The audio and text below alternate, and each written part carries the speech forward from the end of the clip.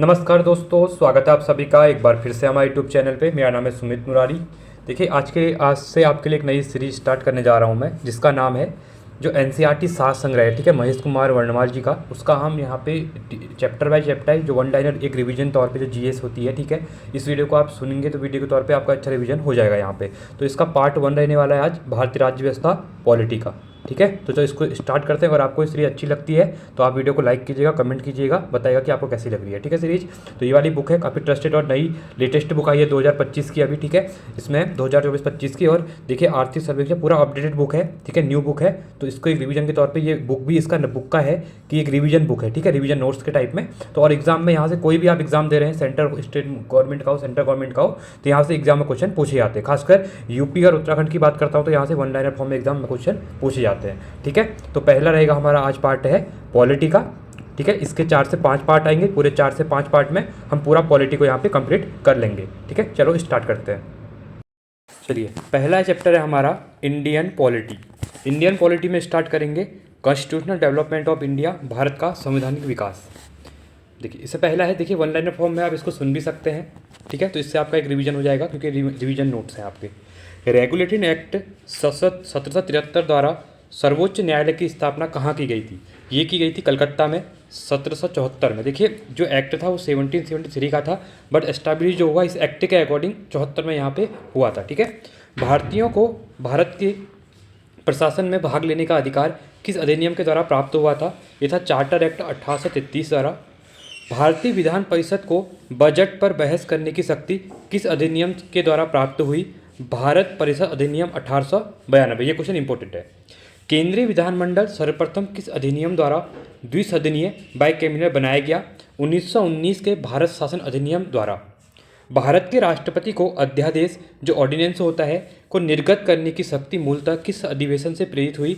तो भारत शासन अधिनियम 1935 से। अब यहाँ पे देखिए, भारत का जो संवैधानिक विकास हुआ है, इसके लिए जो पहले 1857 की जो क्रांति होती है आपकी, उससे पहले ये जो रूल करते थे ईस्ट इंडिया कंपनी के अधीन था, ठीक है, ठीक है। उसके बाद क्या होता है कि ब्रिटिश क्राउन इसको अंतर्गत ले लेती है। तो इसके अकॉर्डिंग क्या हुआ था, रेगुलेटरी एक्ट आया था जो ईस्ट इंडिया कंपनी के अंतर्गत था 1773 का, पिट्स इंडिया एक्ट 1784 का, चार्टर एक्ट 1793 का, चार्टर एक्ट 1813 का, चार्टर एक्ट 1833 का और चार्टर एक्ट 1853 का, ठीक है। इतने आई थिंक को याद रखना। साथ में उसके बाद जब क्राउन रूल आता है तो भारत शासन अधिनियम 1858, भारत परिषद अधिनियम 1861, भारत परिषद अधिनियम 1892, भारत परिषद अधिनियम 1919, भारत शासन अधिनियम 1919, भारत शासन अधिनियम 1935 और साथ में भारत शासन अधिनियम 1947 का। अब यहाँ पे जो 1919, 1909, 1935 ये काफ़ी इंपॉर्टेंट है, यहाँ से बार बार एग्जाम में क्वेश्चन पूछे जाते हैं। केंद्र में देश शासन व्यवस्था डायरची सिस्टम किस अधिनियम के द्वारा लागू की गई थी? इंपॉर्टेंट क्वेश्चन है। भारत शासन अधिनियम 1935 के अकॉर्डिंग। ब्रिटिश भारत में किस अधिनियम में संघीय शासन का प्रावधान था? तो ये था भारत शासन अधिनियम 1935, और 75% जो हमारा कॉन्स्टिट्यूशन अभी बना है वो इसी के अकॉर्डिंग यहाँ पे बना हुआ है। आगे बढ़ते हैं। अखिल भारतीय संघ स्थापित करने का प्रावधान किस अधिनियम में किया गया था? तो भारत शासन अधिनियम 1935 का इसमें किया गया था। भारत के संविधान में केंद्र और राज्यों के मध्य किया गया शक्तियों का विभाजन भारत सरकार अधिनियम 1935 पर आधारित है। देखिए, अभी भी हम जब सेकंड शेड्यूल में जाते हैं, 7th शेड्यूल में जाते हैं, तो वहाँ पे दिया हुआ है सेंट्रल लिस्ट, कॉन्करेंट लिस्ट और स्टेट लिस्ट, ठीक है। एक निर्वाचित संविधान सभा द्वारा भारत के संविधान का निर्माण करने का प्रस्ताव किसके द्वारा किया गया था? तो क्रिप्स मिशन जो आया था उसके अकॉर्डिंग। भारतीय संविधान सभा का गठन किसके अंतर्गत किया गया था? तो कैबिनेट मिशन 1946 के अंतर्गत। कैबिनेट मिशन द्वारा प्रस्तुत योजना के अनुसार संविधान सभा प्रांतों से प्रतिनिधियों का निर्वाचन किस अनुपात में करती थी? 10 लाख की जनसंख्या पर एक सदस्य को यहाँ पे चुना जाता था। भारतीय संविधान का निर्माण करने वाली संविधान सभा के सदस्यों का चुनाव किसके द्वारा किया गया था? तो विभिन्न प्रांतों के विधानसभाओं के द्वारा किया गया था। अब यहाँ पे देखिए, अंतरिम गवर्नमेंट जो 1946 में बनी थी, अंतरिम सरकार, उसके यहाँ पे सदस्य थे, और साथ में कौन सा विभाग किसके पास था वो दिया हुआ है। तो जवाहरलाल नेहरू राष्ट्रमंडल संबंध तथा जो राष्ट्रमंडल संबंध तथा विदेशी मामले, सरदार वल्लभ भाई पटेल गृह सूचना एवं प्रसारण, डॉक्टर राजेंद्र प्रसाद खाद्य एवं कृषि, जॉन मथाई उद्योग एवं नागरिक आपूर्ति, जगजीवन राम श्रम, सरदार बलदेव सिंह रक्षा मंत्री, इनके पास था विभाग, लियाकत अली खां क्वेश्चन पूछता भी है अंतरिम सरकार में वित्त मंत्रालय किसके पास था, मतलब वित्त जो उद्योग था किसके पास था, वो लियाकत अली के पास था, और श्री राजगोपालचारी शिक्षा एवं कला का क्षेत्र। अब यहाँ पे देखिए एक लाइन दी हुई है, ये इंपॉर्टेंट लाइन होगी आपके लिए। भारत शासन अधिनियम 1919 की समीक्षा करने के लिए वर्ष 1927 में यहाँ पे साइमन कमीशन का गठन यहाँ पे किया गया था, ठीक है, जिसमें साइमन गो बैक के नारे लगे थे, क्योंकि जब वो साइमन कमीशन भारत आया था उस टाइम पे नारे लगे थे। अगला है, भारत की संविधान सभा की पहली बैठक कब हुई थी? 9 दिसंबर 1946 को। भारतीय संविधान का प्रथम प्रारूप ड्राफ्ट सर BN राव द्वारा तैयार किया गया था। संविधान सभा का स्थायी अध्यक्ष जो परमानेंट चेयरमैन था वो डॉक्टर राजेंद्र प्रसाद थे। संविधान सभा में पंडित नेहरू द्वारा उद्देश्य प्रस्ताव कब प्रस्तुत किया गया था? 13 दिसंबर 1946 को। इंपॉर्टेंट डेट है। साथ में क्वेश्चन ये भी पूछता है कि संविधान सभा में उद्देश्य प्रस्ताव पारित किया था किसके द्वारा किया गया था? तो पंडित नेहरू के द्वारा इसको किया गया था। नेहरू द्वारा प्रस्तुत उद्देश्य प्रस्ताव संविधान सभा में कब स्वीकृत हुआ? तो 22 जनवरी 1947 को। भारतीय संविधान के निर्माण काल में संविधान सभा के कुल कितने अधिवेशन हुए थे? टोटल यहाँ पे 12 अधिवेशन हुए थे। भारतीय संविधान के निर्माण में संविधान सभा को कितना समय लगा? 2 वर्ष 11 माह और 18 दिन का समय लगा था। भारतीय संविधान सभा के संवैधानिक सलाहकार कौन थे? सर BN राव थे। भारत की संविधान सभा ने वर्तमान रूप में राष्ट्रीय ध्वज को कब अपनाया था? 22 जुलाई 1947 को अपनाया था। संविधान सभा की प्रथम बैठक की अध्यक्षता डॉक्टर सचिदानंद सिन्हा जो कि स्थायी अध्यक्ष थे ने की थी। भारत का संविधान कब स्वीकार किया गया था? 26 जनवरी 1949 को। भारतीय संविधान कब पूर्णतः लागू हुआ? तो 26 जनवरी 1950 से भारत में संविधान पूर्णतः लागू हुआ था। कॉन्स्टिट्यूशन असेंबली के बारे में कोई इंपॉर्टेंट चीज़ दी हुई है। 9 दिसंबर 1946 को संविधान सभा की प्रथम बैठक हुई जिसमें डॉक्टर सचिदानंद सिन्हा को अस्थायी अध्यक्ष तथा 11 दिसंबर 1946 को डॉक्टर राजेंद्र प्रसाद को स्थायी अध्यक्ष चुना गया। संविधान निर्माण का प्रारंभ 13 दिसंबर 1946 को पंडित नेहरू द्वारा प्रस्तुत उद्देश्य प्रस्ताव जो ऑब्जेक्टिव रिवॉल्यूशन था से हुआ था, जिसे 22 जनवरी 1947 को सर्वसम्मति से स्वीकार कर लिया गया। 26 नवंबर 1949 को भारतीय संविधान अंक एडॉप्ट किया गया, जबकि इसे लागू किया गया, एग्जीक्यूट किया गया आपका 26 जनवरी 1950 से। भारत का संविधान मूलतः 2 भाषाओं हिंदी तथा अंग्रेजी में लिखा गया है। सभी सदस्यों ने इन दोनों लिपियों पर हस्ताक्षर किए हुए हैं। 26 नवंबर 1949 को भारतीय संविधान किसके द्वारा अधिनियमित किया गया? संविधान सभा के द्वारा अधिनियमित किया गया। जन गण मन को भारत के राष्ट्रगान के रूप में कब अपनाया गया? 24 जनवरी 1950 को। भारत सरकार द्वारा अशोक स्तंभ को नेशनल एम्बलम के रूप में अंकित कब किया गया? ये किया गया 26 जनवरी 1950 को। संविधान सभा की सलाहकार समिति के अध्यक्ष सरदार वल्लभ भाई पटेल थे। क्वेश्चन पूछता है एडवाइजरी कमेटी के अध्यक्ष कौन थे? ये थे सरदार वल्लभ भाई पटेल। संविधान सभा की झंडा समिति के अध्यक्ष कौन थे? डॉक्टर राजेंद्र प्रसाद। अब यहाँ पे देखिए प्रमुख समितियाँ, उनके अध्यक्ष यहाँ पे दिए हुए हैं। संघ शक्ति समिति पंडित जवाहरलाल नेहरू के पास थी। संघीय संविधान समिति पंडित जवाहरलाल नेहरू के पास थी। प्रांतीय संविधान समिति सरदार वल्लभ भाई पटेल के पास थी। प्रारूप समिति डॉक्टर भीमराव अम्बेडकर के पास थी। मौलिक अधिकारों एवं अल्पसंख्यकों संबंधी परामर्श समिति सरदार वल्लभ भाई पटेल। प्रक्रिया नियम समिति डॉक्टर राजेंद्र प्रसाद। राज्यों के लिए समिति पंडित जवाहरलाल नेहरू। संचालन समिति डॉक्टर राजेंद्र प्रसाद के पास थी। संविधान सभा के कार्यों से संबंधित समिति के अध्यक्ष कौन थे? GV माल्यंकर थे।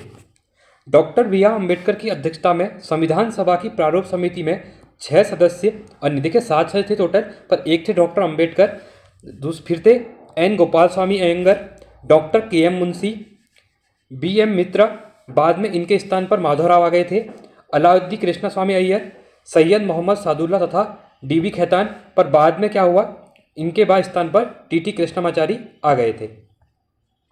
संविधान सभा ने डॉक्टर भीमराव अम्बेडकर की अध्यक्षता में प्रारूप समिति का गठन कब किया था? 29 अगस्त 1947 को। डॉक्टर भीमराव अम्बेडकर का संविधान सभा में निर्वाचन किस प्रेसिडेंसी से हुआ था? ब्रह्मभाई प्रेसिडेंसी से ये आए हुए थे। ठीक है, देखिए ये हमारा फर्स्ट चैप्टर यहाँ पे कंप्लीट होता है। सेकेंड चैप्टर हमारा रहेगा यहाँ पे संविधान के विभिन्न प्रावधान एवं उनके स्रोत, तो various provisions of the constitution and their sources. ठीक है, ये भी इंपॉर्टेंट चैप्टर है आपके लिए। भारतीय संविधान में मौलिक कर्तव्य जो फंडामेंटल ड्यूटीज़ हैं का विचार किस देश के संविधान से लिया गया है? ये लिया गया है रूस के संविधान से लिया गया है। भारतीय संविधान में राज्य के नीति निर्देश तत्व जो directive principle of state policies हैं, जो कि आर्टिकल 36 से लेकर आर्टिकल 51 तक है। ठीक है, तो इनकी संकल्पना किस देश के संविधान से अभिप्रेरित है? यह है आयरलैंड के संविधान से। भारतीय संविधान की प्रस्तावना में सम्मिलित स्वतंत्रता, समानता एवं बंधुत्व का सिद्धांत principle of liabilities, equalities and fertility किस देश में लिया गया है? ये लिए गए हैं फ्रांस से। भारत में न्यायिक पूर्वावलोकन, जुडिशियल रिव्यू की संकल्पना किस देश के संविधान से ली गई है? यूएसए, संयुक्त राज्य अमेरिका के संविधान से लिया गया है। भारतीय संविधान एक विशेष संविधान सभा द्वारा निर्मित एवं लिखित संविधान है। इस दृष्टिकोण से भारतीय संविधान अमेरिकी संविधान से समतुल्य है। भारतीय संविधान में संवैधानिक संशोधन जो कॉन्स्टिट्यूशनल अमेंडमेंट का प्रावधान लिया है, ये लिया है दक्षिण अफ्रीका के संविधान से लिया गया है, जो कि आर्टिकल 368 के अंतर्गत लिखा हुआ है। भारत के संविधान में सम्मिलित आपातकालीन उपबंध इमरजेंसी प्रोविजन किस देश के संविधान से लिए हैं? ये लिए हैं अमेरिका के जर्मनी के संविधान से ये लिए गए हैं, जहाँ पे आर्टिकल 352, 355, 56 यहाँ पे देखा होगा, 359 जहाँ पे 3 हमारे यहाँ पे लगती हुई है। ठीक है, शक्तिशाली केंद्र के साथ भारत की संघात्मक व्यवस्था फेडरल सिस्टम किस देश के संविधान से प्रेरित है? यह है कनाडा के संविधान से। भारत के संविधान में सम्मिलित समवर्ती सूची जो कॉन्करेंट लिस्ट किस देश से ली गई है? ऑस्ट्रेलिया से ली गई है। भारतीय संविधान में निहित विधि द्वारा स्थापित प्रक्रिया प्रोसेस एस्टैब्लिश्ड बाय लॉ किस देश के संविधान से ग्रहण की गई है? जापान से ली गई है। भारतीय संविधान में मूल कर्तव्यों फंडामेंटल ड्यूटीज का प्रावधान किस देश के संविधान से प्रेरित है? यह है रूस के संविधान से। भारतीय संविधान में संसदीय विशेषाधिकार पार्लियामेंट्री प्रिविलेज की संकल्पना किस देश के संविधान से आधारित है? यह है ब्रिटेन, क्योंकि आधा जो ब्रिटेन के हम पार्लियामेंट सिस्टम हम ब्रिटेन का यहाँ पे यूज करते हैं। भारतीय संविधान में विधि निर्माण प्रक्रिया ब्रिटेन से, जबकि विधि द्वारा स्थापित प्रक्रिया जापान से ली गई है। इंपॉर्टेंट क्वेश्चन है। अब यहाँ पे कुछ इंपॉर्टेंट चीजें हैं। भारत के संविधान में सम्मिलित मूल अधिकार फंडामेंटल राइट किस देश की संविधान प्रावधानों से प्रेरित है? ये है यूएसए से, जो कि काफ़ी इंपॉर्टेंट है। अब यहाँ पे डायरेक्टली देखिए कुछ एक जिस टाइप दिया हुआ है, यहाँ से आप चीज़ों को ध्यान देंगे कि ये देश दिए हुए हैं, साथ में प्रावधान दिए हुए हैं कि विभिन्न देशों से हमने क्या जैसे प्रावधान लिए गए हैं। पहले हम बात करेंगे यूनाइटेड स्टेट ऑफ अमेरिका, संयुक्त राज्य अमेरिका की बात करेंगे। तो प्रस्तावना के शब्द हमने, जो हम भारत के लोग हैं, जो प्रस्तावना के शब्द लिए हैं हमने अमेरिका से लिए हुए हैं।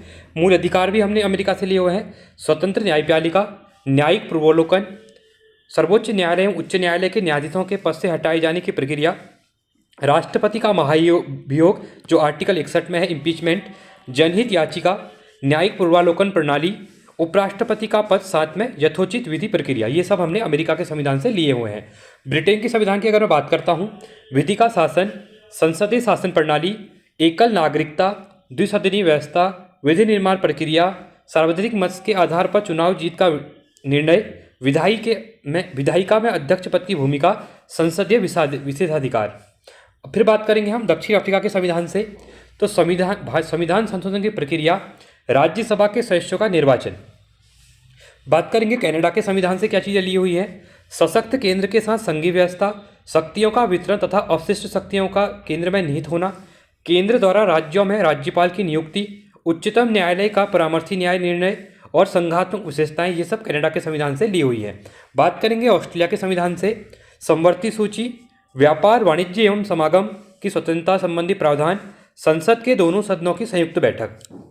अगला बात करेंगे आयरलैंड से क्या लिया हुआ है? राज्य के नीति निर्देशक तत्व, राष्ट्रपति की निर्वाचन पद्धति, राज्यसभा में सदस्यों का नामांकन।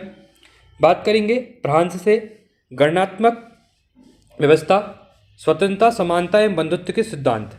रूस के संविधान से लिया है मूल कर्तव्य, प्रस्तावना में सामाजिक, आर्थिक एवं राजनीतिक न्याय का आदर्श। जर्मनी के संविधान से आपातकाल के समय मूल अधिकारों का स्थगन। देखिए जब आपातकाल लगता है, इमरजेंसी, तो हमारे जो फंडामेंटल राइट होते हैं वो सस्पेंड हो जाते हैं। ठीक है।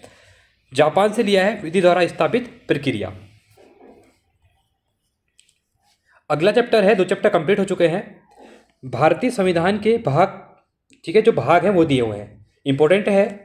देखिए अगर यहाँ पे बात करेंगे भाग 1 में, तो संघ का उसका राज्य क्षेत्र, the union and it's territories, article number 1 से 4 तक दिए हुए हैं संविधान में। बात करेंगे नागरिकता, सिटीजनशिप के बारे में, तो 5 से 11 आर्टिकल जो कि भाग 2 में है।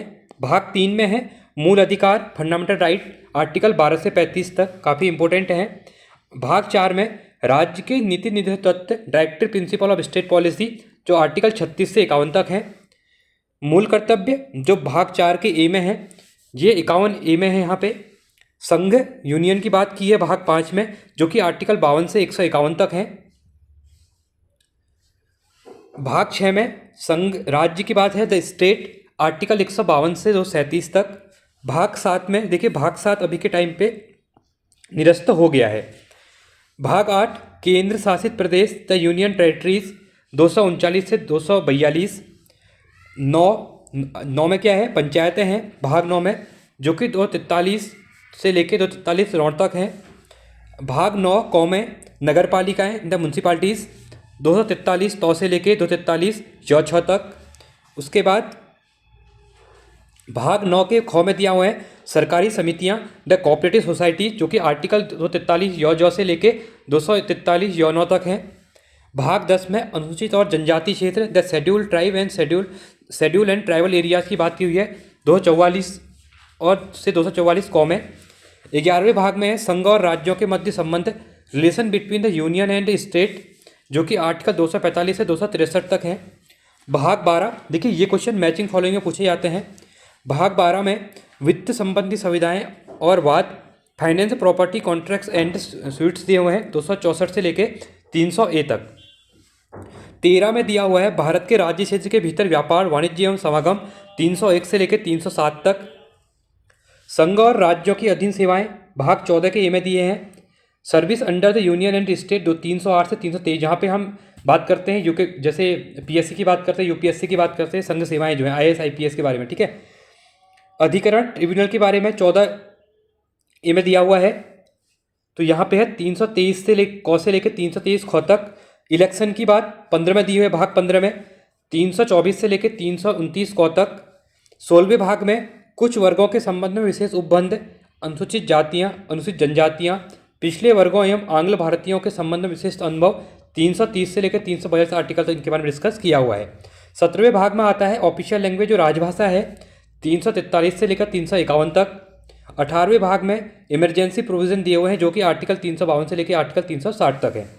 19वें भाग में मिसलेनियस दिए हुए हैं, जहाँ पे 361 से 367 तक है। भाग 20 में संविधान का संशोधन, अमेंडमेंट ऑफ द कॉन्स्टिट्यूशन, जो कि 368वें भाग में दिए हुए हैं, 368वें आर्टिकल में दिए हुए हैं। 21वें पे अस्थायी संक्रमणकालीन और विशेष उपबंध 369 से लेकर 392 तक। और 22वें भाग में है संक्षिप्त नाम, प्रारंभ, हिंदी में प्राकृतिक पाठ और निरसन, जो कि आर्टिकल 393 से लेकर 395 तक दिए हुए हैं। तो भारतीय संविधान के भाग 11 का अध्याय 1 संघ और राज्यों के मध्य जो लेजिस्लेशन रिलेशन को दर्शाता है, ठीक है, विधायी संबंध को दर्शाता है। अब बढ़ेंगे हम आगे अगले अपने चैप्टर की तरफ, जिसमें हम बात करेंगे भारतीय संविधान में अनुसूचियों के बारे में, ठीक है। इंपॉर्टेंट चैप्टर रहेगा ये भी। भारत के मूल संविधान में कुल कितनी अनुसूचियाँ थी, तो ये थी पहले 8 थी, अभी के टाइम पे 12 अनुसूचियाँ हो चुकी हैं। भारतीय संघ में नए राज्य के गठन का प्रावधान किस अधिसूची में किया गया है, तो प्रथम अधिसूची में ये किया गया है। भारतीय संविधान की प्रथम अनुसूची राज्य के नाम तथा उससे राज्य क्षेत्र का विवरण प्रदान करती है। भारतीय संविधान में 9वीं अनुसूची को किस संविधान संशोधन के माध्यम से जोड़ा गया, तो प्रथम संविधान संशोधन 1951 में हुआ, उसके अकॉर्डिंग 9वीं अनुसूची को यहाँ पे जोड़ा गया। भारत के संविधान की किस अनुसूची में विभिन्न राज्यों में अनुसूचित क्षेत्रों के प्रशासन और नियंत्रण के लिए विशेष उपबंध है, यह है 5वीं अनुसूची। सरकारों द्वारा शुल्क एवं कर लगाने का अधिकार संविधान की किस अनुसूची में उल्लेखित है, यह है 7वीं अनुसूची में। राज्य भूमि सुधार अधिनियम को संवैधानिक सुरक्षा प्रदान करने हेतु किस अनुसूची में सम्मिलित किया गया है, तो 9वीं अनुसूची में इसको शामिल किया गया है। 10वीं अनुसूची को 52वें संविधान संशोधन अधिनियम 1985 द्वारा संविधान में जोड़ा गया तथा 91वें संविधान संशोधन अधिनियम 2003 द्वारा इसमें संशोधन किया गया। इसे दलबदल विरोधी कानून, एंटी डिफेक्शन लॉ भी कहा जाता है, काफ़ी इंपॉर्टेंट है। अंग्रेजी, जो कि भारत में बोली जाने वाली एक प्रमुख भाषा है, परंतु इसे संविधान की 8वीं अनुसूची में शामिल नहीं किया गया है। 8वीं अनुसूची में हमारी 22 भाषाएं हैं, जिसमें से यहाँ पे अंग्रेजी शामिल नहीं है। अब कुछ इंपॉर्टेंट यहाँ पे शेड्यूल दिए हुए हैं बार के बार, इनको एक बार देखते हैं कि क्या चीज़ें डिस्कस की जाती हैं। तो देखिए, अनुसूची 1 है, यहाँ पे विषय दिया हुआ है। अनुसूची 1 में राज्य, संघ राज्य क्षेत्रों यूनियन टेरिटरी के नाम है उनकी सीमाओं के बारे में दिया है कि जो कि आर्टिकल 1 से 4 के बीच में भी डिस्कस किया जाता है। दूसरी अनुसूची में क्या चीज़ें होती हैं, देखिए जो राष्ट्रपति, राज्यपाल, लोकसभा, राज्य विधानसभाओं के अध्यक्ष और उपाध्यक्ष, राज्यसभा, राज्य विधान परिषद सभापति और उपसभापति, सर्वोच्च न्यायालय, उच्च न्यायालय के न्यायाधीश, भारत का नियंत्रण एवं महालेखा परीक्षक जो कहते हैं हम, पदाधिकारियों के वेतन भत्तों का पेंशन आदि से, मतलब कहने का मतलब ये है कि सेकंड में वेतन भत्तों के बारे में बात करता है, इन पोस्टों के बारे में, जो कि आर्टिकल भी यहाँ पे दिए हुए हैं, आप देख सकते हैं 59(3), 65(3), 75(6), 97, 125, 148 के 3, 158 के 3, 164 का 5 और 186 और 221 में। तीसरी अनुसूची बात करता है संघ राज्य मंत्री, संसद, राज्य विधानमंडल के सदस्य, चुनाव के प्रत्याशी, न्यायाधीश आदि द्वारा ली जाने वाली जो शपथ होती है, ओथ या प्रतिज्ञानों अफर्मेशन जो होते हैं, उनके प्रारूप के बारे में बात करता है, जो कि आर्टिकल 75 का 4, 84, 99, 124 का 6, सब क्लॉज 148 का 2, 164 का 3, 173, 188 और 219 में दिया हुआ है। चौथी अनुसूची में हम बात करते हैं राज्यों और संघ राज्य क्षेत्रों के बीच राज्यसभा में स्थानों का आवंटन, जो कि आर्टिकल 4 और आर्टिकल 80 के अंतर्गत है। पांचवी अनुसूची अनुसूचित क्षेत्रों व जनजातियों के प्रशासन तथा नियंत्रण के बारे में जुड़ा हुआ है, जो कि आर्टिकल 244 है।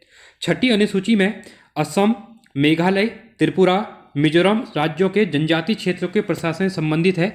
देखिए चौथा और पांचवा और छठा क्या है, ये पूरे देश के बारे में बात करता है, इन क्षेत्रों के बारे में, बस छठे में स्पेशली असम, मेघालय, त्रिपुरा और मिजोरम को इंक्लूड किया गया है।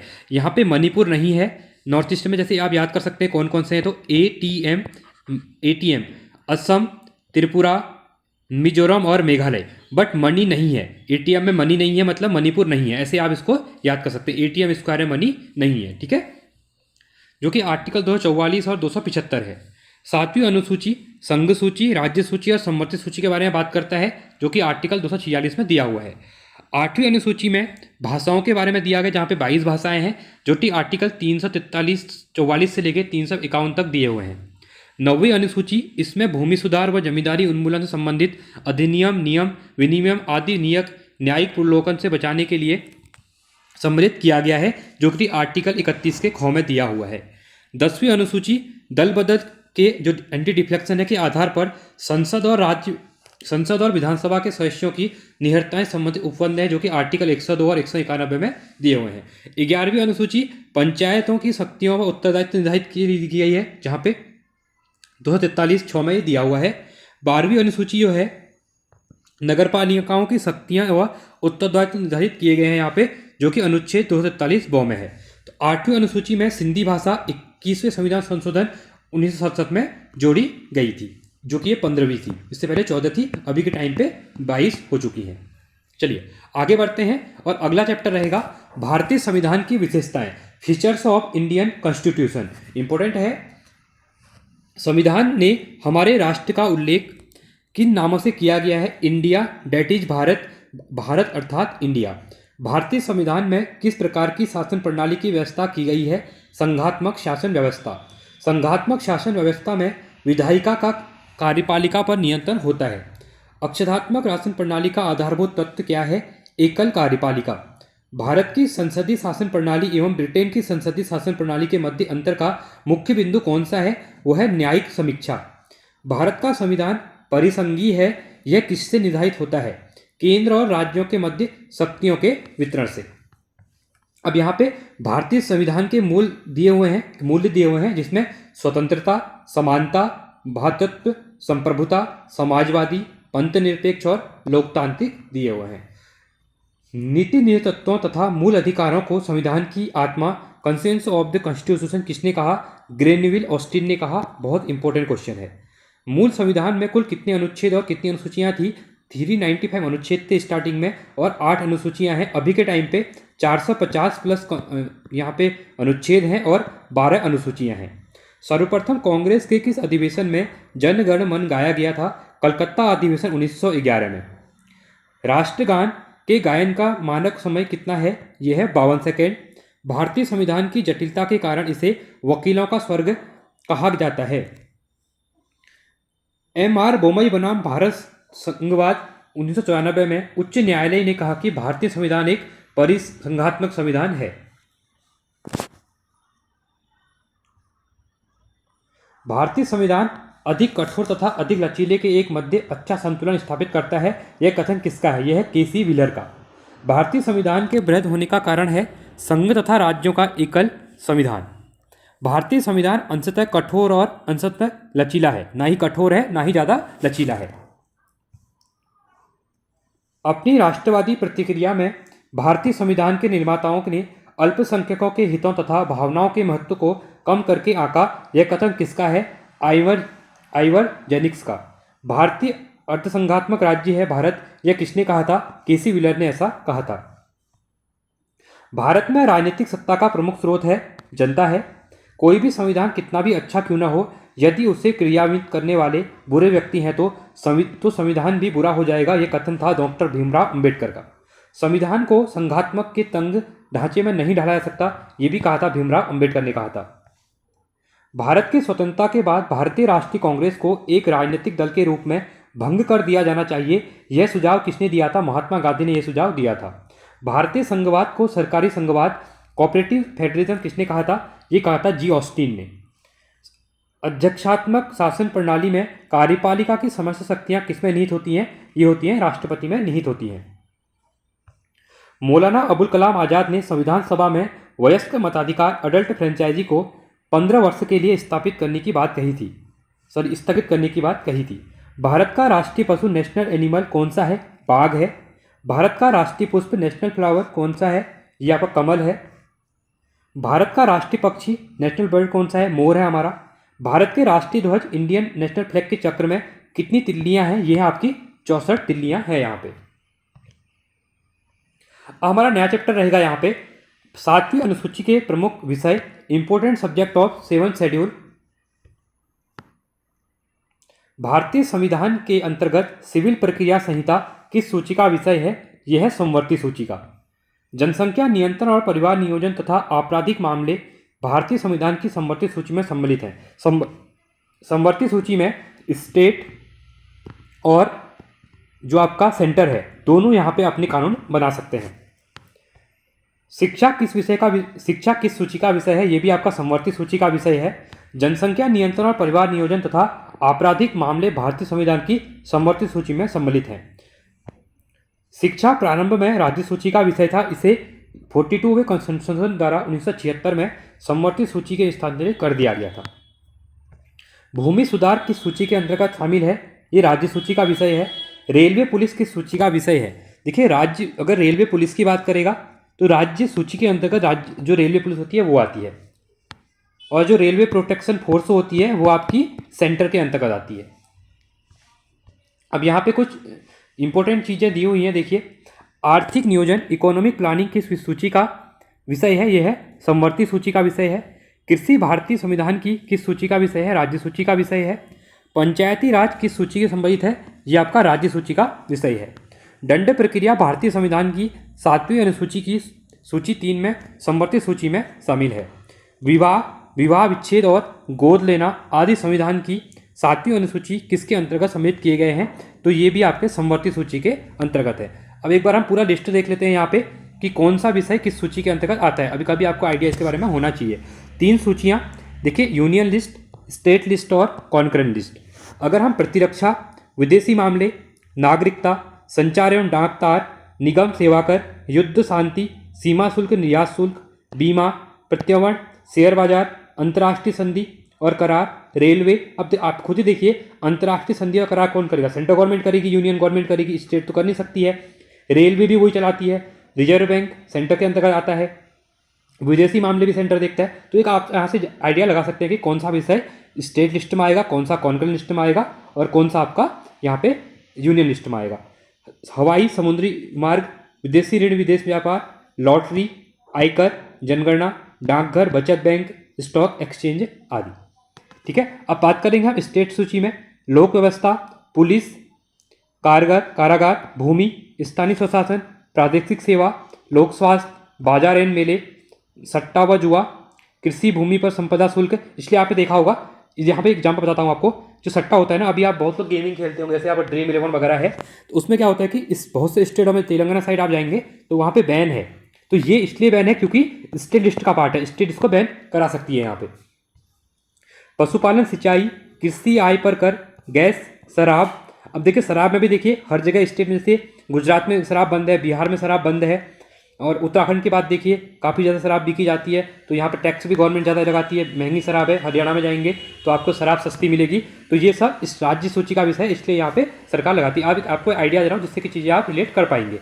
मनोरंजन, भू राजस्व लगान, विद्युत पर कर, टोल कर टैक्स, प्रति व्यक्ति कर और विलासिता की वस्तुओं पर कर आदि। अब बात करेंगे हम कॉन्करेंटली, जहाँ पे दोनों अपने अपने लॉ बना सकते हैं। दंड विधि प्रक्रिया, आर्थिक व सामाजिक योजनाएं, शिक्षा, वन, विवाह व विवाह विच्छेद, कारखाने, मजदूर संघ, खाद्य पदार्थ और अन्य पदार्थों का मिश्रण, जनसंख्या नियंत्रण एवं परिवार नियोजन, न्याय प्रशासन, संपत्ति का अर्जन व अधिग्रहण, विद्युत, वाट माप, वन्यजीव जंतुओं का संरक्षण, समाचार पत्र, पुस्तक एवं मुद्रालय, स्वच्छता व औषधालय, औद्योगिक विवाद, उत्तराधिकार, विधिवत्ती चिकित्सा वृत्तियाँ, कीमत नियंत्रण और जन्मरण पंजीकरण आदि।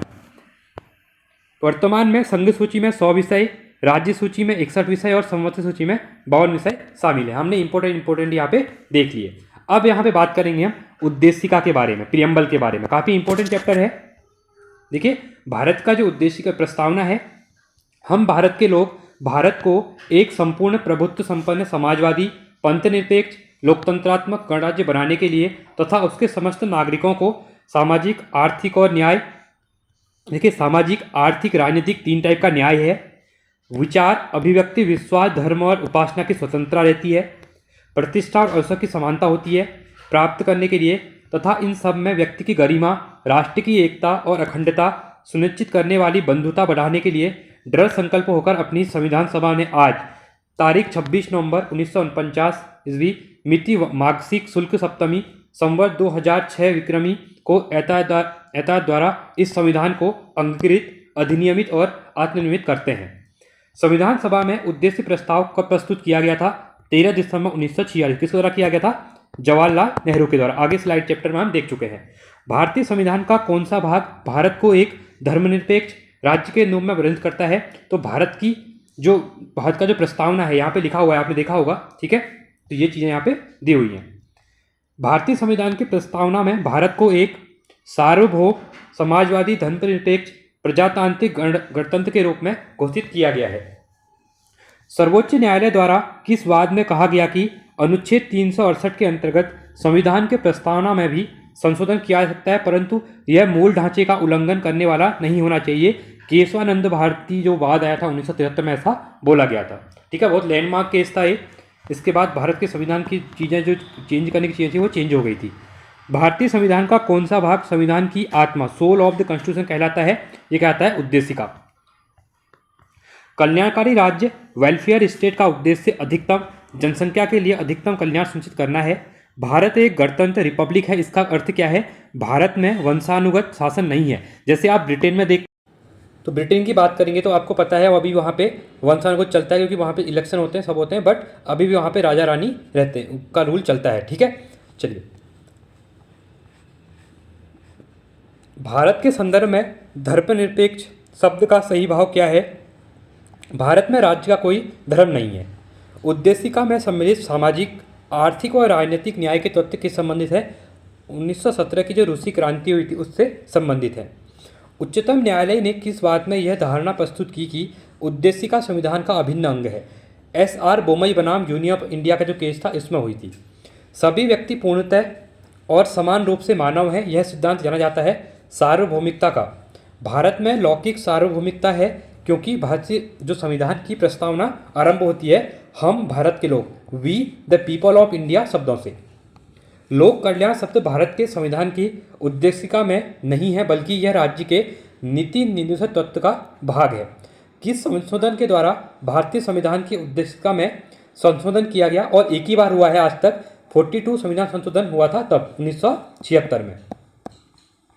भारतीय संविधान की प्रस्तावना में जिन आदर्शों में उद्देश्यों की रूपरेखा दी गई है उसका विस्तार क्या कहाँ है? तो मूल अधिकारों, राज्य के नीति निर्देशक सिद्धांतों एवं मौलिक कर्तव्यों में भाग 3, भाग 4 और भाग 4A में दिया गया है। आर्टिकल नंबर 12 से लेके आर्टिकल 35, आर्टिकल नंबर 36 से लेके आर्टिकल 51 और 51 आर्टिकल A में। क्लियर है? राज्य का सबसे महत्वपूर्ण तथ्य क्या है? संप्रभुता। समाजवादी, सोशियलिस्ट, अखंडता, इंटीग्रिटी तथा पंथनिरपेक्ष सेक्युलर शब्द संविधान की प्रस्तावना में किस संशोधन द्वारा सम्मिलित किए गए थे? एक ही बार संशोधन हुआ था और ये तीन शब्द सोशियलिस्ट, इंटीग्रिटी और सेक्युलर, इन तीनों को यहाँ पे जोड़ा गया था 1976 में। उद्देशिका को राजनीतिक जन्मपत्री पॉलिटिकल हॉरोस्कोप की संज्ञा किसने प्रदान की? के.एम. मुंशी ने। Most important question. प्रस्तावना संविधान का अंग नहीं है। उच्चतम न्यायालय ने यह मत किस बाद में व्यक्त किया? बेरूबाई संघ मामले में 1960 में। संविधान निर्माण में महत्वपूर्ण भूमिका निभाने वाले संविधान सभा के सदस्य सर अलादी कृष्णस्वामी अय्यर ने संविधान की प्रस्तावना हमारे दीर्घकालीन सपनों का विचार है, ऐसा कहा था। गोपालनाथ बनाम पंजाब राज्य के मामले में न्यायमूर्ति एम हिदायुद्दौला ने उद्देशिका को संविधान की मूलात्मा कहा था। ये था हमारा पॉलिटी का चैप्टर नंबर 1। आई होप आपको वीडियो पसंद आई होगी। चैप्टर मतलब क्लास 1 थी, जिसमें हमने 4 चैप्टर कंप्लीट किए, यहाँ से 4 से 5 चैप्टर। तो ऐसे हमारी सीरीज चलती रहेगी। आपको एक रिवीजन के तौर पे आप इस वीडियो को सुनेंगे तो आपको चीज़ें रिवीजन हो जाएंगी, ठीक है। और साथ में इसकी प्लेलिस्ट बनी हुई है, आप प्लेलिस्ट में जाके इन वीडियोज़ को देख सकते हैं। साथ में करंट अफेयर मिल जाएगा आपको। उत्तराखंड के रिलेटेड आप तैयारी करते हैं तो उत्तराखंड रिलेटेड और भी कंटेंट आपको यहाँ पर मिल जाएगा। तो आज के लिए अगर आपको ये वीडियो पसंद आई तो आप वीडियो को लाइक कीजिएगा, चैनल को सब्सक्राइब कीजिएगा और दोस्तों के साथ वीडियो को शेयर कीजिएगा। साथ में आपके लिए कमेंट खुला हुआ है, आपके कोई सुझाव हैं तो हम आगे आपके सुझावों से, इससे क्या मिलता है, मुझे ही मोटिवेशन मिलता है। तो आपके सुझाव होते हैं, उन सुझावों को पढ़ने के बाद ही मैं आगे अगले वीडियो में वो चीज़ें इंप्रूव करने का ट्राई करता हूँ, जिससे कि आपके डाउट भी यहाँ पे क्लियर हो जाते हैं। तो चलिए आज के लिए इतना ही। Thanks for watching. जय हिंद, वंदे मातरम।